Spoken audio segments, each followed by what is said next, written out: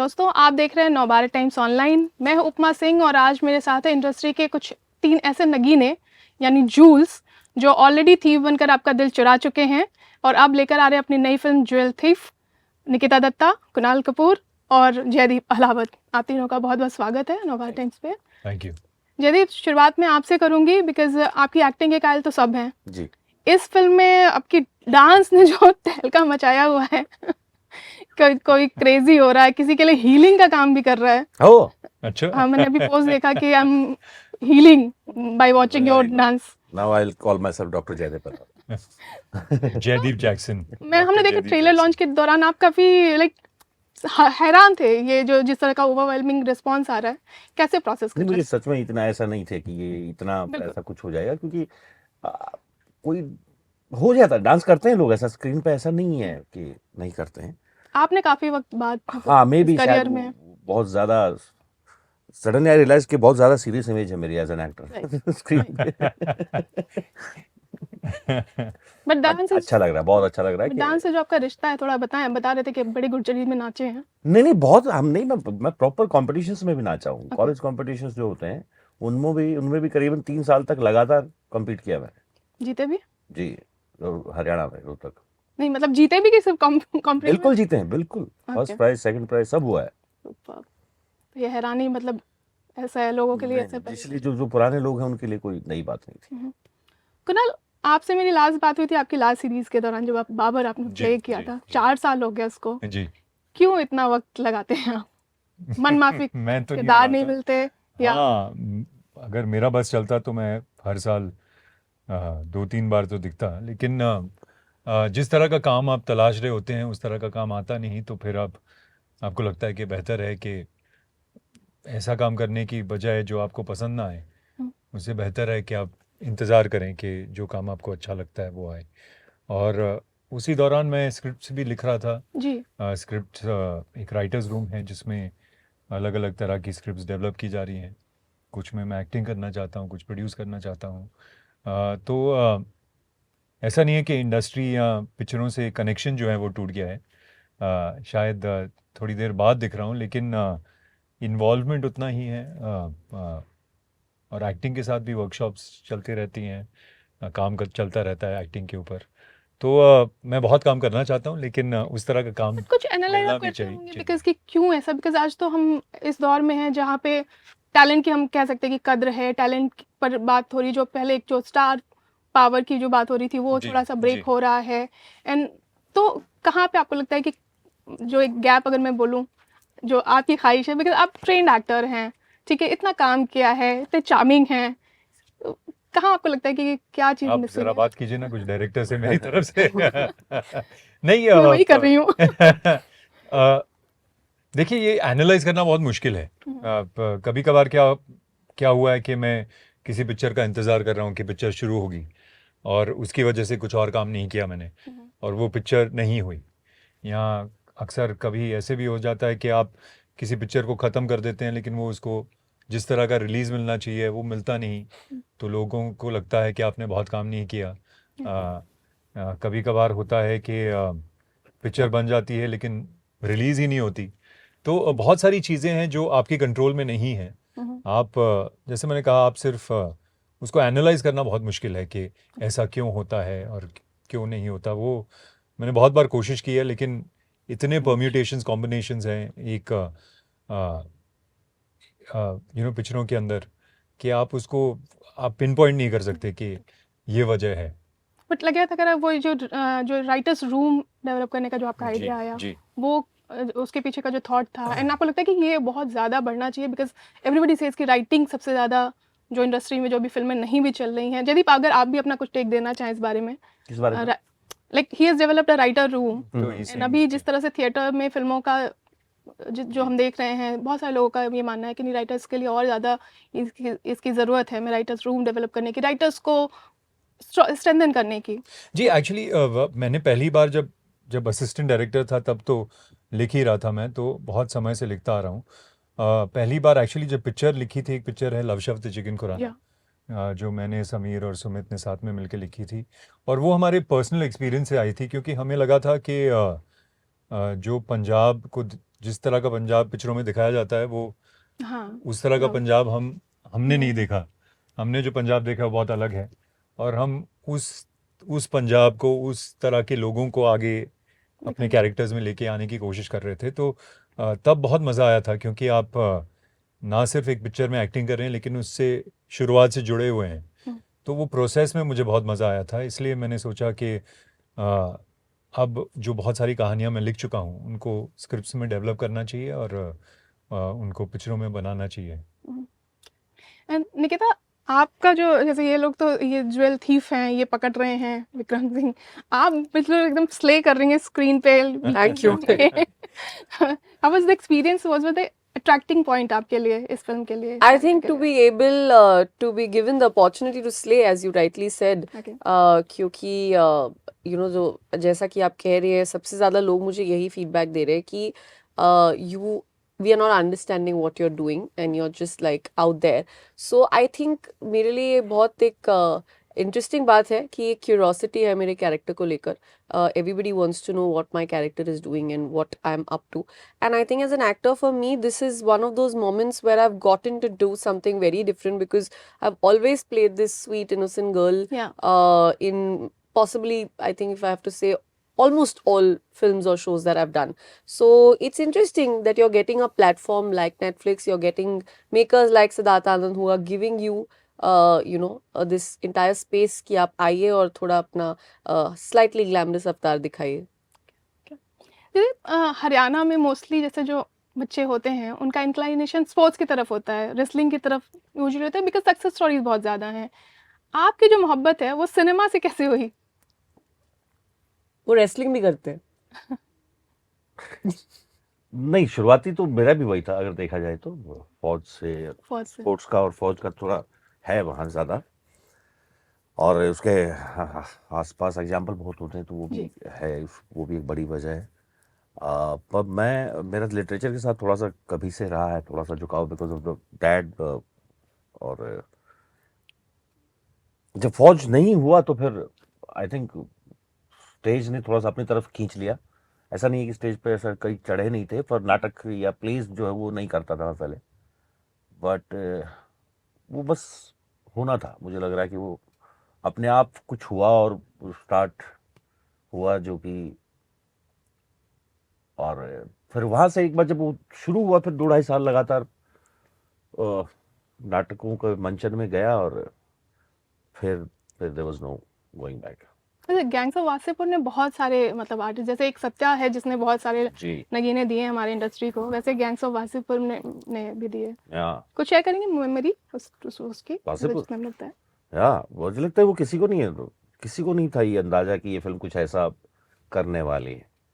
सब बस एक था कि कुछ अच्छी कहानी है, सब इसका हिस्सा बने हुए हैं, सब पूरे एंथो के साथ. बहुत ही गरीबी में बनाई गई फिल्म थी वो, जेन्युइनली बहुत, मतलब मुझे ऐसा लगता है किसी ने बजट नहीं दिया उस फिल्म को, और कोई अंदाजा नहीं था कि इसका कुछ ऐसा हाशिर होने वाला है.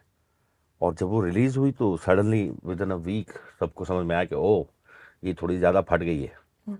बट अच्छा था वो, बहुत सही जोन था, क्योंकि आपको कोई वो नहीं, कोई प्रेशर नहीं है कि कहीं पहला काम है, तो जो आप जितना आप समझ से आप बेटर कर पा रहे हो, आपके डायरेक्टर आपके साथ जितना एक्सपेरिमेंट कर पा रहे हैं, निकल गया. कितने लोग निकले, नवाज, हुमायूं, या रिचा. एक्चुअली. अच्छा, आप लोगों की मैं जानना चाहूंगी कि जो पहला, उससे पहले भी आपने कुछ आई थिंक जी. कैमरा फेस किए थे आफ्टर एफटीआई फिल्म रिलीज हो चुकी थी उससे पहले. हाँ, तो मैं वो जानना चाहूंगी आप लोग का जो पहला कैमरा फेसिंग एक्सपीरियंस था तीनों का, जो पहली बार जिसके लिए किया था, और क्या पहली क्या बार, कैरेक्टर था, कुछ ऐसे शॉर्ट में? तो ऐसे तो एफटीआई में हो गया था बहुत सारा, बट Professional. कमर्शियली पहली बार जो थी वो फिल्म थी आक्रोश, प्रियदर्शन सर की.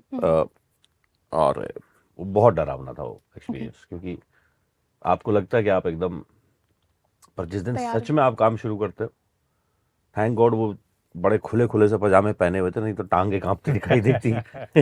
लिटरली बता रहा हूँ, ऐसे पूरा शरीर ऐसे कांप रहा था. या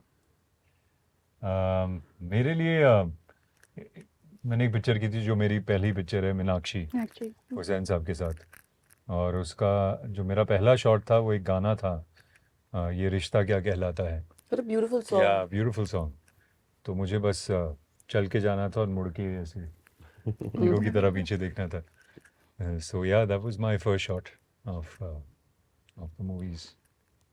I think for me it was this ad that I'd done 2012 में. मैंने एक हेयर ऑयल के लिए एक ad की थी. वो मेरा पहला इंस्टेंस था where I was facing the camera as an actor.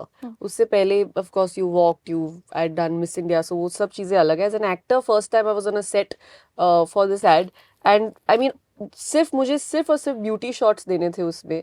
But I remember I was so nervous that when I was trying to smile, तो एक शिवर होता है ना आपके चेहरे पर, जहाँ पे आपकी फेस मसल्स भी जो होती है वो थोड़ी सी ऐसे शिवर कर रही होती है.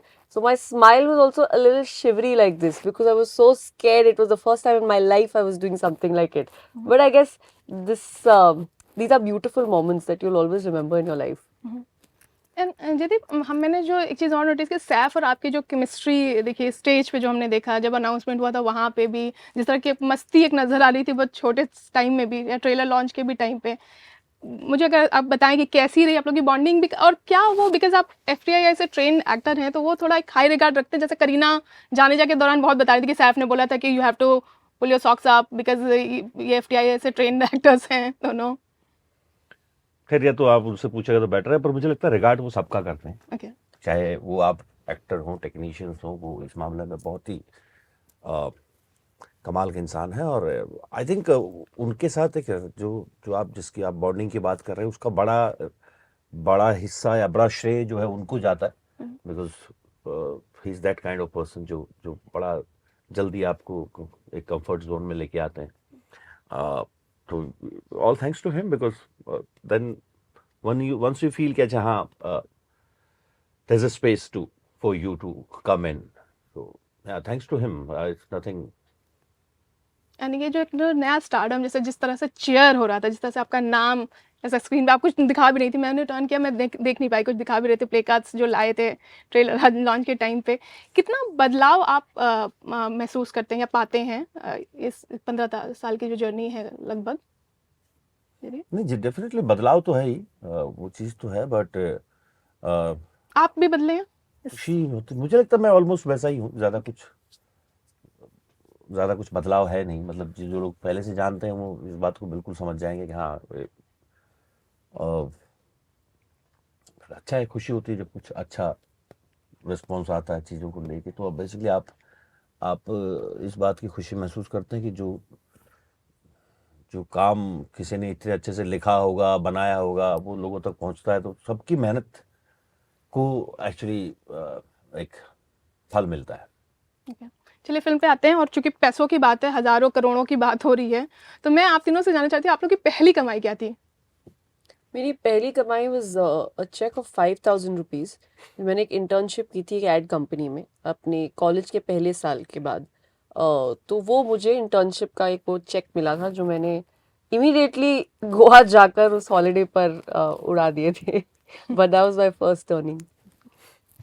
मेरा क्या था, मेरा एक्चुअली जब मैं 13-14 साल का था ना, बॉम्बे में एक स्टार्ट हुआ था कि हर बिल्डिंग के नीचे पोस्ट बॉक्स होगा. पहले हमारे पोस्टमैन आते थे घर के अंदर, तो वो लोगों को लगने लग पड़ा था, गवर्नमेंट ने तब बोला था कि ये बेचारे पोस्टमैन इतनी सीढ़ियाँ चढ़ते हैं ये वो, तो हर फ्लैट का एक पोस्ट बॉक्स होना चाहिए नीचे.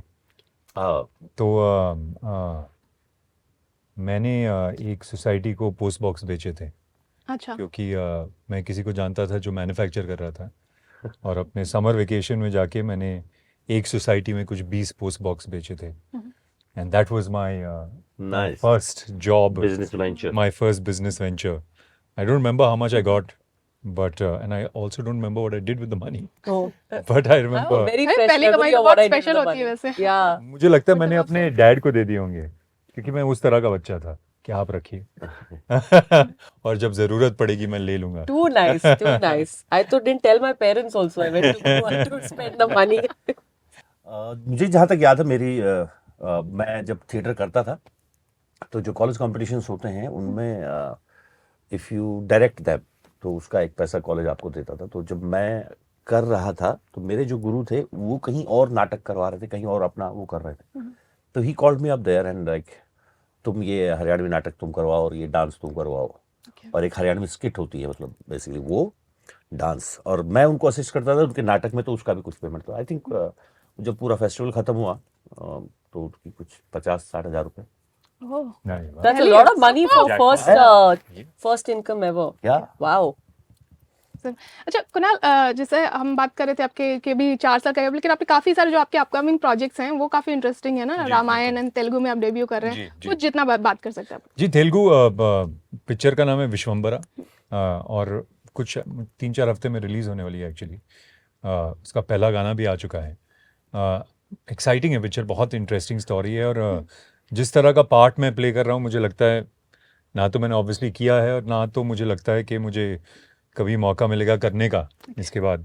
सो I am excited about that. And Ramayana के बारे में फ़िलहाल तो कुछ ज़्यादा बता नहीं सकता, because it's very far away it's very from special. Release, या but I think it's going to be a very very very special film. Okay, मैं लास्ट क्वेश्चन ले लूँ, बस लास्ट क्वेश्चन, बिकॉज मैंने देखा था आप लोग बहुत एक्साइटेड थे वहाँ पे ये बताने को कि मैं क्या चुराऊंगा, मैं क्या चुराऊंगा, मुझसे नहीं पूछा, मुझसे नहीं पूछा। नहीं, हम उनकी भी ज्यादा खींच रहे थे ना, वो बैठे तो बैठे। मैं आपके को स्टार्स जो कुछ हैं उनसे मैं जानना चाहूंगी कि आप क्या चुराना चाहेंगे। यदि आपसे अगर आपको आलिया से चुराना हो। अरे यार, वो बहुत कमाल का टैलेंटेड है वो, but I think I don't know, suddenly भारी हो गया। और आयुष्मान, मतलब आप आइएगा सोच के। पाजी, अगर हाँ आयुष्मान पाजी की बात करें तो आई थिंक की सिंगिंग की जो I was just thinking of that only. Yeah. गाना करीना? बहुत अच्छा गाते हैं. चाम, आलिया अगेन, आलिया, वापस मतलब नहीं बताया था इसलिए।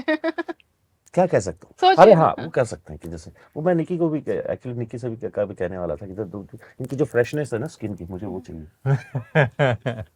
Aamir Khan. Aamir I think risk taking ability okay, और कन्विक्शन, मतलब वो जो एक बार डिसाइड कर लेते हैं कि ये मुझे करना है, you know, I don't think anybody can dissuade him, and he gives it everything he's got. So I think that ability. And king Shahrukh Khan. Shahrukh Khan, I think energy, my God, he's like a उनको मतलब शाहरुख खान कभी कभी ऐसे लगता है जैसे he's not human, he's like, you know, he can just plug himself into a socket and get charged and then go again.